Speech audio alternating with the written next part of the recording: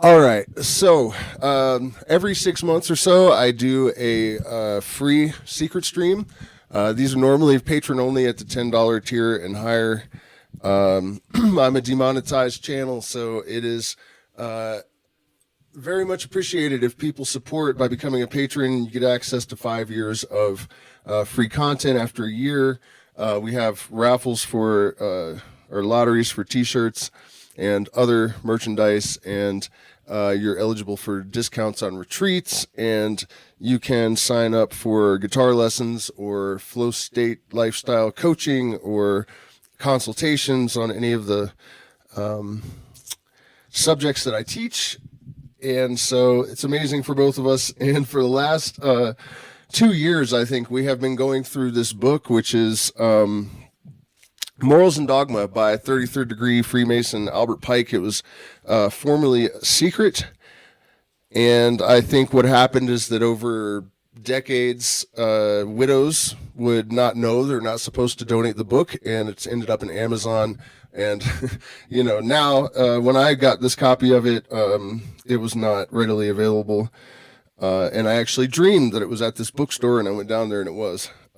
So it is a tremendous work. And one of the focal points of it is to sort of elucidate and illuminate all of the ancient knowledge from all over the planet, and to show how ubiquitous this knowledge was before it was deliberately sort of kidnapped and perverted and distorted and corrupted and turned into religions like Christianity and Islam, with the deliberate intent of sort of disempowering the people and cutting them off from real spiritual power. And speaking of the book, I think it was just a couple weeks ago, I discovered in the Degree 24, the Prince of the Tabernacle, that all the way back in Egypt, the pharaohs had realized that the mysteries were a threat to their rule, because people that are illuminated with this knowledge are not able to be governed because they know their sovereignty, and also they know they don't need to, because it makes you I don't want to say a better person, although that's true, but it might be more accurate to say that it brings you into homeostasis with the universe, into alignment with natural processes in such a way that you sort of become a conduit for life. And that's not good for Pharaoh, and that's not good for BlackRock, who is basically Pharaoh now, it seems. And so the pharaohs sent the magistrates into the mysteries to kidnap them and to circumvent the dissemination of this knowledge to the people. And luckily, Pythagoras had traveled from Greece to take initiation in the mysteries of Isis, and he brought that knowledge back to Greece. From there, the Eleusinian mysteries formed, and they grew out of the Pythagorean schools. And the Roman consulate also knew that this was not good for them. So they sent magistrates called archons. This is where the Gnostics got this idea of this entity that interferes when people are getting too close to powerful divine knowledge, and they scare them away. They are spiritual boogeymen. And so it turns out that the archons were actually real people that the Roman consulate sent into the Eleusinian mysteries in order to steal this knowledge and use it to create the Bible and to enslave the minds of people rather than to liberate them. That's where Christianity came from. That's how it's used. And that was really a revelation for me, because I have known a lot of the knowledge that's taught in the mysteries. I've taken initiation in several lineages even. And if you do that, if you study these things and then you read the New Testament, you realize that this is written by initiates. And I always wondered, how did they break their oath to not only the society and not get their tongues cut out, or, how dare they, betray humanity in this way? And turns out they were spies, and that's what happened. So it was kind of a relief to find out that these people were kind of put up to it, and that it wasn't just betrayers of the sacred mysteries that had divulged this stuff. And so for a couple of years now, we've been going through the different degrees, and we're actually on degree 24. But today, not only do I not have a lot of time because I have an appointment with the bufo toad, and I have to go and take care of something in order to prepare for that. But I opened up the book at random, and there was a folded page, so I guess it wasn't that random, and I decided to just read this part and talk about it a little bit because it's kind of amazing. It is from, what degree is it? Degree 28, Knight of the Sun or Prince Adept. So we're talking about the nature of God according to different religions and groups. So the Jainists, I don't know if I'm saying that right, I've never heard of it, a sect of Mysore and elsewhere, say that the ancient religion of India and of the whole world consisted in the belief in one God, a pure spirit, indivisible, omniscient, and all-powerful. That God, having given to all things their appointed order and course of action, and to man a sufficient portion of reason or understanding to guide him in his conduct, leaves him to the operation of free will, without the entire exercise of which he could not be held answerable for his conduct.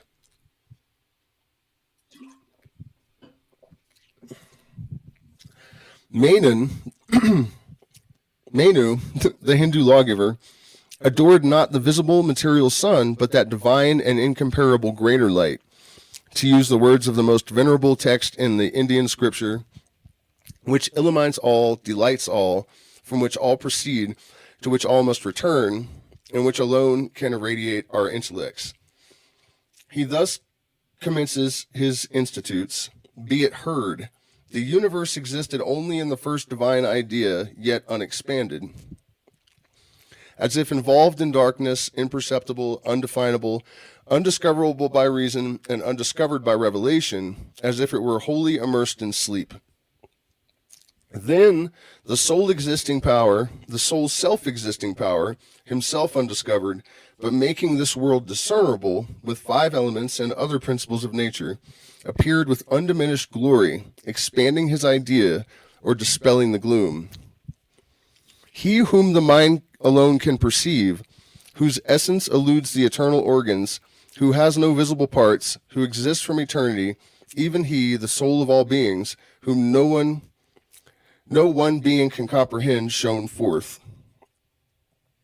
He, having willed to produce various beings from his own divine substance, first with a thought created the waters. From that which is the first cause, Yod-He Vav-He, not the object of sense, existing everywhere in substance, not existing to our perception without beginning or end, the Alpha and the Omega, was produced the divine male famed in all worlds under the appellation of Brahma. And this is all interesting if you've studied Kabbalistic mysticism and a lot of other traditions as well, because they are so similar in this idea that there was this nothingness, and then there was a thought that this nothingness became aware. And this awareness, ironically, is what introduced a second thing, and therefore duality emerged. And it's through this process of separation, reflection, and replication that the one thing became the multitude of things. And also this idea of a divine light that radiates from within, or that is not sourced in a star or fire of this world. If you have ever taken psychedelics, it's very likely that you've encountered this light in some form. Speaking of the bufo toad, that's a very common experience, to see this radiating white light. And there are other circumstances where it is generated for sure. It is called the LVX, or the Lux Eterna, and it is a light that is, I believe, perceived by the pineal gland. The pineal gland does have rods and cones and is connected to the neovisual cortex. And when you drink ayahuasca sometimes, believe it or not, you can actually see through it. And this connection, or the connection that it has to sixth sense, you know, people believe that it's also somehow related to telepathy and other preternatural capacities of consciousness.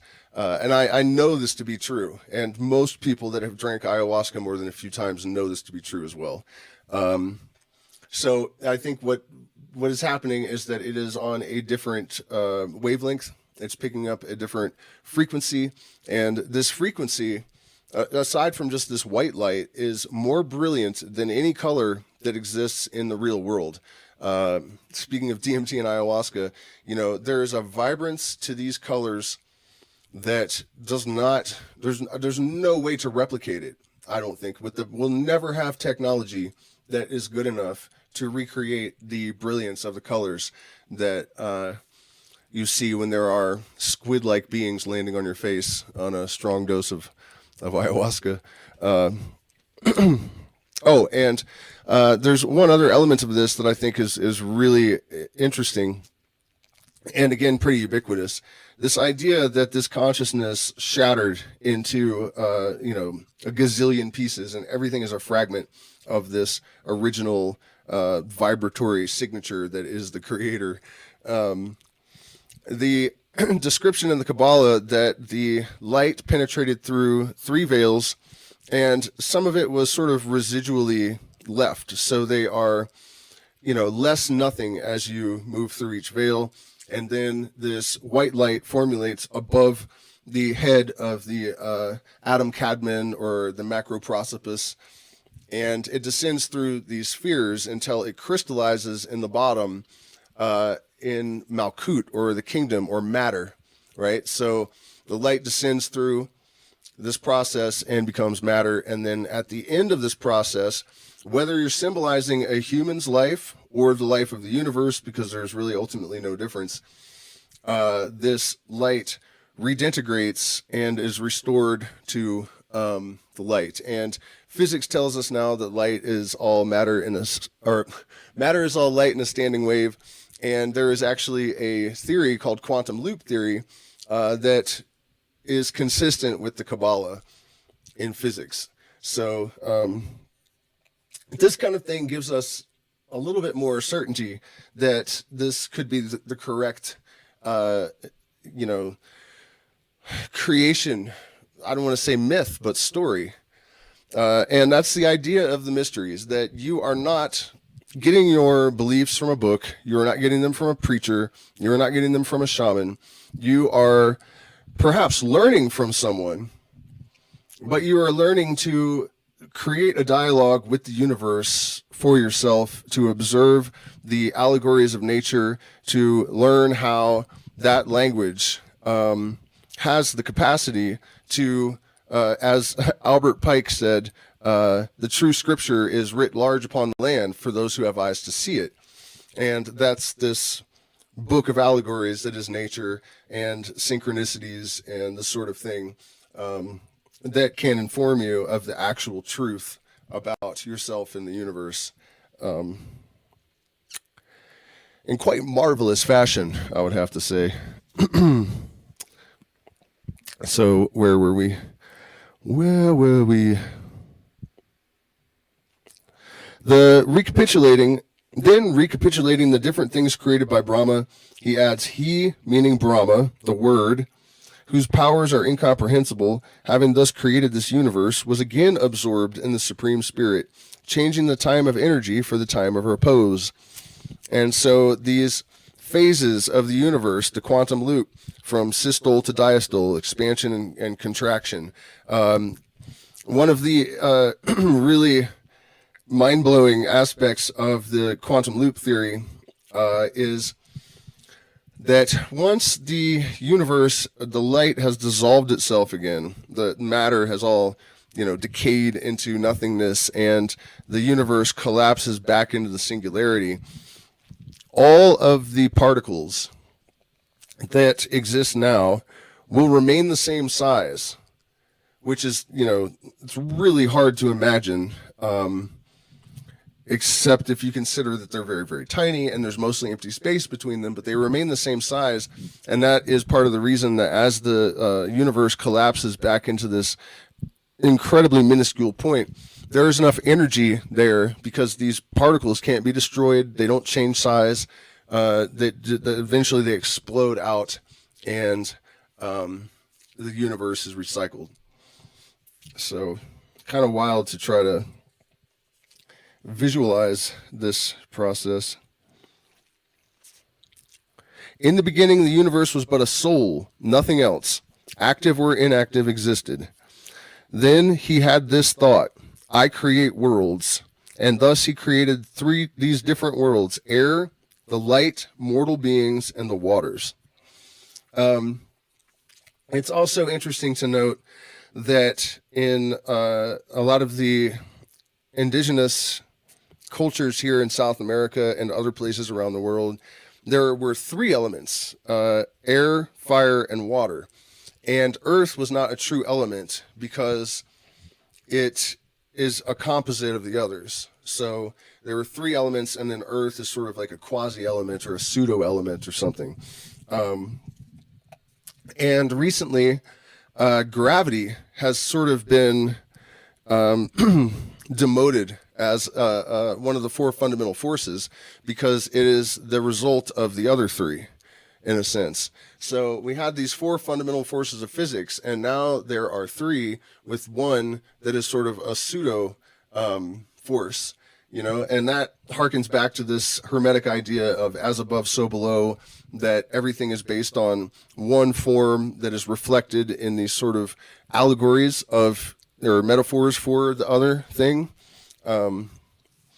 In fact, this is almost unrelated, but yesterday I was talking to one of longtime patrons, and we were talking about her job as a, I can't remember exactly the title, but it's something horrifically, brainy. She has a PhD in chemical engineering of some kind, and she was talking about how there's, spectrums of chemicals, and you use the same terminology as light, and so that's another example of this, that we have the light spectrum, and then we have, whether you like it or not, a gender spectrum, which is different than sex, by the way, but it is true that there are women and men that are, men that are almost completely feminine or not feminine at all, and men, everything exists on the spectrum, anything you can think of. And that's just another way of illustrating this fact that everything is as above, so below, reflections, and all expressing the same basic fundamental form. She also said that she feels that she's seen evidence that people's expectations influence outcomes of chemical experiments. And I thought that was interesting because, that's still a subject that is pretty, there's not a consensus about this. A lot of people say that the slit experiment shows that the observer's consciousness has some influence, and that's not, I've never heard a physicist ever say that they think that. It's about the instrument interfering.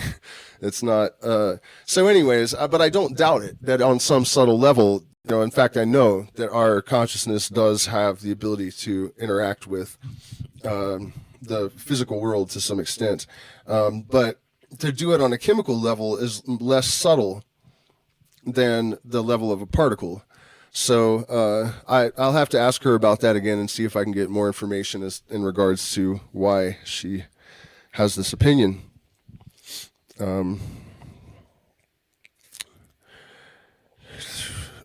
He had this thought, behold the worlds, I will create guardians for the worlds. So he took the water and fashioned a being clothed with the human form. He looked upon him, and of that being so contemplated, the mouth opened like an egg, and speech came forth, and from the speech, fire. What this is a reference to is the oscillation of the wave that creates light. This is also found in the Old Testament. This idea. The nostrils opened, and through them went the breath of respiration, and by it the air was propagated. The eyes opened, and from them came a luminous ray, and from that was produced the sun. The ears dilated. From that came hearing, and from hearing space. And after the body of man with the senses was formed, he, the universal soul, thus reflected, how can this body exist without me? He examined through what extremity he could penetrate it. He said to himself, if without me the world is articulated, breath exhales, and sight sees, and if hearing hears, the skin feels, and the mind reflects. Deglutition swallows? What the hell is deglutition? And the generative organ fulfills its functions. What then am I? And separating the suture of the cranium, he penetrated into man. Behold the great fundamental primitive truths, God, an infinite eternal solar spirit, matter not eternal nor self-existent, but created by a thought of a God, after matter and worlds, then man, by a like thought, and finally, after endowing him with the senses and a thinking mind, a spark of God himself, penetrates the man and becomes a living spirit within him. The Vedas thus detail the creation of the world. In the beginning, there was a single God existing of himself, who, after having passed an eternity absorbed in the contemplation of his own being, desired to manifest his perfections outwardly of himself and created the matter of the world, the four elements being thus produced, but still mingled in confusion. He breathed upon the waters, which swelled up into an immense ball in the shape of an egg, and developing themselves became the vault and orb of heaven, which encircles the earth. Having made the earth and the bodies of the animal beings, this God, the essence of movement, gave to them to animate them a portion of his own being. Thus the soul of everything that breathes, being a fraction of the universal soul, none perish. Each soul merely changes its mold and form by passing successively into different bodies. Of all forms, that which most pleases the divine being is man, as nearest approaching his own perfections. When a man, absolutely disengaging himself from the senses, absorbs himself in self-contemplation, he comes to discern divinity and becomes part of it.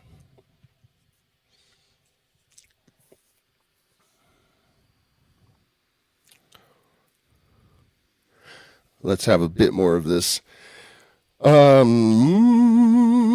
the King of Heaven and Father of eternal light, of the pure world of light, of the eternal word by which all things were created, of the seven mighty spirits that stand next to the throne of light and omnipotence, and of the glory of those heavenly hosts that encompass the throne and the origin of evil and the prince of darkness, monarch of the rebellious spirits, enemies of all good. They entertained tenets very similar to those of the Hebrews, and we're talking about the ancient Persians now. Toward Egyptian idolatry, they felt the strongest abhorrence, and under Cambyses pursued a regular plan for its utter extirpation. Xerxes, when he invaded Greece, destroyed the temples of the mysteries and erected fire chapels along the whole course of his march. Their religion was eminently spiritual, and the earthly fire and earthly sacrifice were but the signs and emblems of another devotion and a higher power.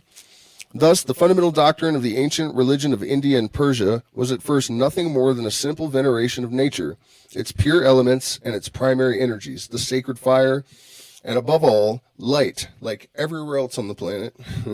The air, not the lowest atmospheric air, but the pure and brighter air of heaven, the breath that animates and pervades the breath of mortal life. And this is an interesting thing about the elements, and something that I think people have a difficult time wrapping their heads around, that, you know, when we talk about these elements,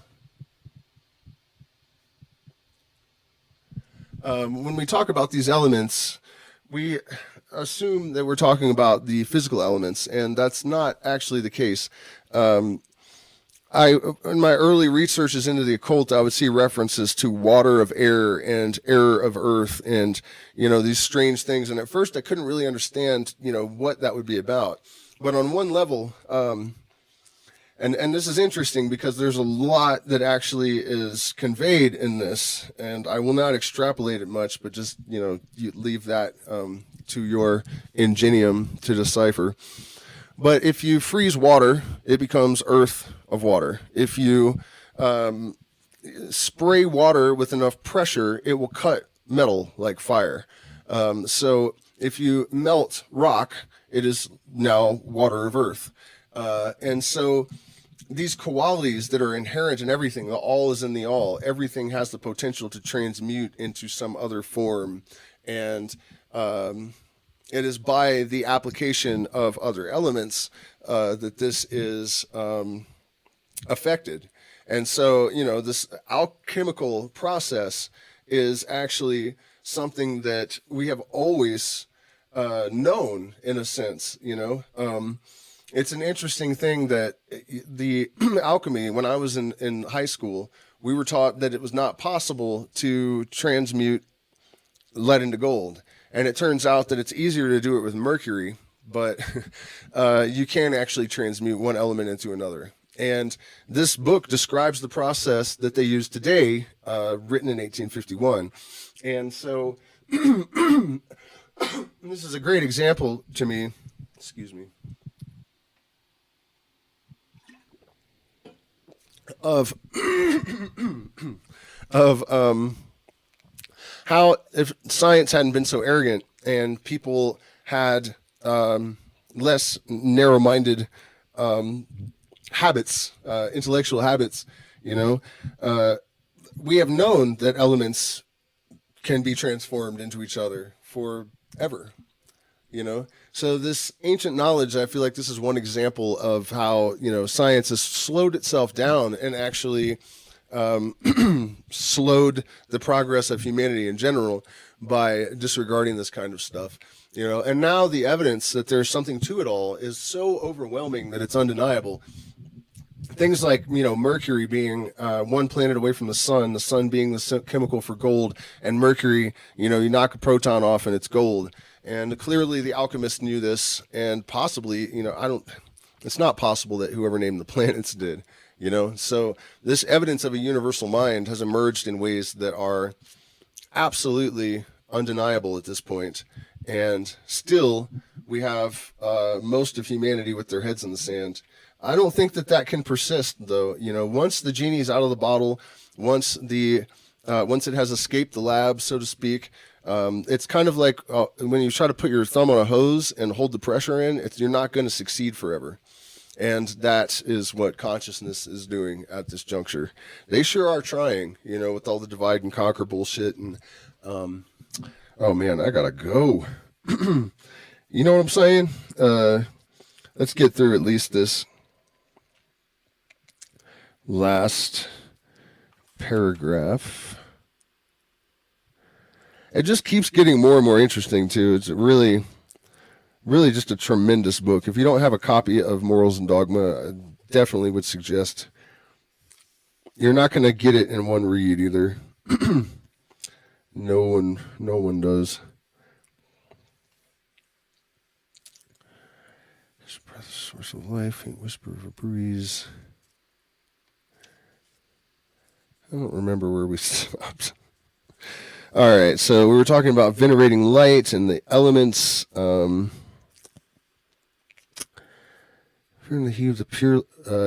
in the Hebrew writings, the pure light or sacred fire is employed as an image of the all-pervading and all-consuming power and omnipresence of the divinity. His breath was the first source of life. The faint whisper of the breeze announced to the prophet his immediate presence. All things are the progeny of one fire. The Father perfected all things and delivered them over to the second mind, whom all nations of men call the first. That sounds like a reference to the demiurgos, the demiurge. Natural works coexist with the intellectual light of the Father, for it is the soul which adorns the great heaven and which adorns it after the Father.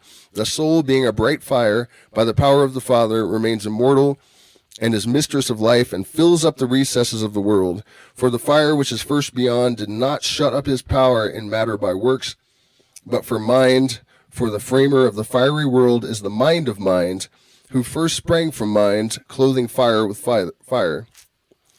Father begotten light, for he alone, having from the Father's power received the essence of intellect, is enabled to understand the mind of the Father, and to instill into all source and principles the capacity of understanding, and of ever continuing in ceaseless revolving motion. Such was the language of Zoroaster, embodying the old Persian ideas. And the same ancient sage thus spoke of the sun and stars. The Father made the whole universe of fire and water and earth, and all nourishing ether. He mixed a great multitude of moveless stars that stand still forever, not by compulsion and unwillingly, but without desire to wander, fire acting upon fire. He congregated the 7 firmaments of the world, and so surrounded the earth with the convexity of the heavens, and therein set 7 living existences, arranging their apparent disorder in regular orbits, 6 of them planets, and the sun placed in the center, the 7th. In that center, from all lines diverging which way soever are equal, and the swift sun himself revolving around a principal center, and ever striving to reach the central and all-pervading light, bearing with him the moon. And so, next week, this will be, once again, patron-only content when we continue on with the Prince of the Tabernacle. I'll give you guys a little bit of sample of, this is mostly about the Eleusinian mysteries, and this is, earlier I was talking about how the archons, the magistrates, had infiltrated the mysteries, and along those lines, shades of sanctuaries, curiosity was excited by secrecy, by the difficulty experienced in obtaining admission, and by the test to be undergone. The candidate was amused by the variety of the scenery, the pomp of the decorations, the appliances of machinery. Respect was inspired by gravity and dignity of the actors, and the majesty of the ceremony, and fear, hope, and sadness and delight were in turns excited and inspired. The hierophants, men of intellect and well understanding the disposition of the people and the art of controlling them, used every appliance to attain that object and give importance and impressiveness to their ceremonies. As they covered those ceremonies with the veil of secrecy, so they preferred that night should cover them with its wings.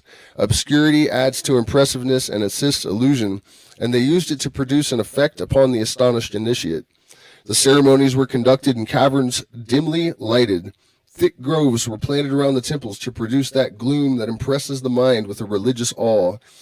The very word mystery, according to Demetrius Phalereus, was a metaphorical expression that denoted the secret awe which darkness and gloom inspire. The night was always the time fixed for their celebration, and they were ordinarily termed nocturnal ceremonies. Initiations into the mysteries of Samothrace took place at night, as did those of Isis, of which Apuleius speaks. Euripides makes Bacchus say that his mysteries were celebrated at night, because there is in night something august and imposing. Nothing excites men's curiosity so much as mystery, concealing things which they desire to know, and nothing so much increases curiosity as obstacles that interpose to prevent them from indulging in the gratification of their desires. Of this, the legislators and hierophants in Egypt and Rome took advantage, to attract the people to their sanctuaries and to induce them to seek to obtain lessons from which they would perhaps have turned away with indifference if they had been pressed upon them. In the spirit of mystery, they profess to imitate the deity, who hides himself from our senses and conceals from us the springs by which he moves the universe. They admitted that they concealed the highest truths under the veil of allegory, the more to excite the curiosity of men and to urge them to investigation.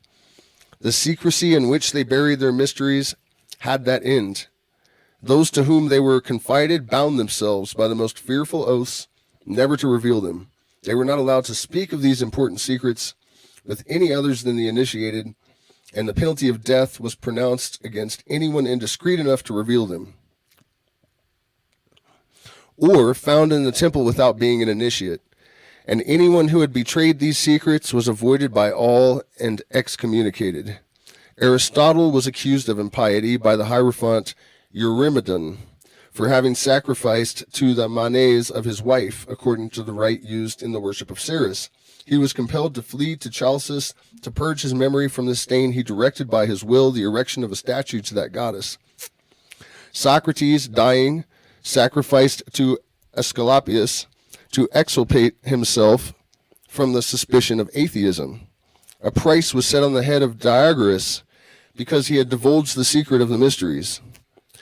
And Dicides was accused of the same crime, as was Alcibiades, and both were cited to answer the charge before the Inquisition at Athens, where the people were the judges.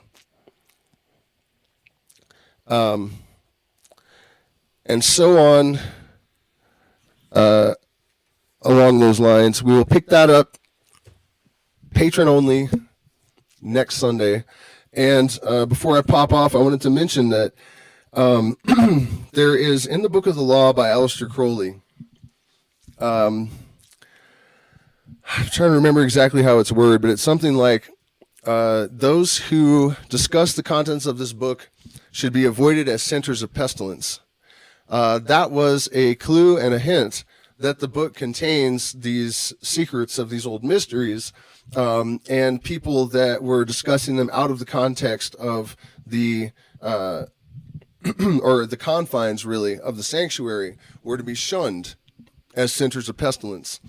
And so the suggestion, imperative really, is that we should be discussing these things now, that the time for secrecy is over. Many of the adepts of the last 100 years or so have, proclaimed that at this point in human history, it is too dire of a moment to keep these teachings, this way of reading the book of allegory of nature secret, and that it is time to disseminate this knowledge to anyone who has ears to hear. And for two reasons. One is that back in the day, you had to prospect, like you do for the Hells Angels or something, for 3 or 4 years before you were even considered for admission into the Eleusinian Mysteries. Now you just go and sign up pretty much, and there's almost no standards. You can, the 32nd degree Mason that signed off on my papers was a retired cop with felony criminal record. You know what I mean? And I thought for sure, because I'm a felon, that there's no way in hell that I'm going to be admitted. And that he asked me, do you have a criminal record? And I said, yeah. And he's like, well, that won't be a problem. I have one too, multiple felonies. My mind was blown, but that's the facts. And so the standards of admission have been lowered to the point where, several people have just declared their oaths invalid and proceeded to publish books like Israel Regardie and Aleister Crowley. And one of the things that I noticed with Crowley is that they didn't come after him. When he published the Book of Lies, chapter 69 contains the key to unlocking all the secret symbolism of the entire Masonic tradition and the Western mysteries in general. And the story goes that these two 33rd degree Freemasons from the OTO came and knocked on his door, and they said, why have you printed our secrets? And he said, I have not taken your oath. And so they made him head of the outer order on the spot, I think, to try to seal his lips, which of course didn't happen. But, he definitely printed a lot of these secrets in relatively plain language, and there were no consequences for this. So that was also kind of taken as a sign that we might as well start talking. And as far back as ancient Greece, I think it was Euripides or Aristotle that said, when the mysteries were outlawed by the Roman consulate, that if, without this knowledge, mankind will be lost. It'll be the end of humanity. And that's what's happening, in my opinion. We are going off the rails on a woo-choo train, on a crazy train, all sorts of different, methods of losing our minds. But insanity is becoming all pervasive. And it really is a knowledge of self and knowledge of the universe and what underlies the universe that is actually available to each and every person that has the intellect to comprehend and the desire and the will to pursue knowledge. And the end result, the net result of acquiring enough of this knowledge is that you cannot be ruled over, because you know that you're sovereign, and you know that you will not harm other people unless you're forced to, in any way, shape, or form. And so this is why it is suppressed, and this is why we must pursue it with every breath, every thought. How much information can you bring back from an ayahuasca trip that you consider truth applicable to your current life experience? Okay, I will answer that question, and then I've got to go. Speaking of ayahuasca, I have bufo business to attend to. And actually, I've never tried bufo before. This will be the first time today. People are always surprised when I say that, but I've not really been compelled to. You know, if it landed in my lap, you know, I always said I'll try it, but it never did, so I didn't care very much, I guess. I mean, I've seen the white light, you know, I've been in Nirvana. I feel like it's just not much more than satisfying curiosity for me at this point. Maybe I will find out that I'm profoundly wrong about that, but that's the reason. But it did fall in my lap, so hopefully, you know, Wayne Yahe, whatnot. So he was asking,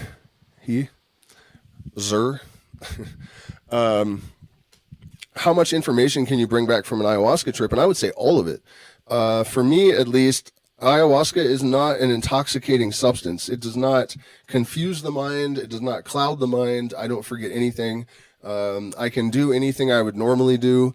Granted, I have years and years of experience and, you know, training, and it changes over time. You know, there was actually a moment where I was laying in the jungle, and I had taken quite a lot of ayahuasca, and this being comes and sits on a crate that wasn't really there beside me. And he was just kind of looking at me, and another one walked up, and it was like, you know, and I thought they were trying to figure out how to heal me or something. And then one of them jumped into my body, and I just lit up green. This green light just flooded the entire jungle. And from that point on, if I need to tend to something, the ayahuasca will turn into, the visions will just contract into lines so that I can see what I'm doing. And when I'm done doing stuff, it opens back up. It's not a deliberate effort even. It's just like, it felt like the medicine like really accepted me at that point. And then I have subconscious control over it even. But even before that moment, I don't feel like I've ever lost any information that I've received on ayahuasca. You know, these things enhance your memory, if anything, and unless the dose is like crazy high, but that's, I think, more LSD and psilocybin and mescaline and stuff, where you can get to that point where it's a point of diminishing returns and your mind becomes kind of confused and jumbled and even completely melted, if it's really a crazy amount. But with ayahuasca, no matter how much I drink, the only thing that happens is that the visions get stronger, more clear and vivid. I don't get confused, overwhelmed. Sometimes movements will become jerky if it's like red vine and there's a lot of tannins in it and strong harmalas. But yeah, all of it, I would say, retain all of it.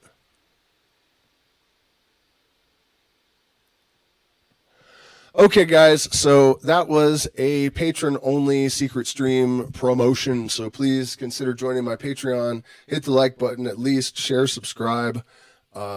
We still are booking for November, and a couple of slots still open for May. If you want to come to May, you had better make your deposit, because we're definitely going to fill for the first and last time, because I think it'll be our last event for at least a few years. So, have a great Sunday. I'm off to Never Never Land.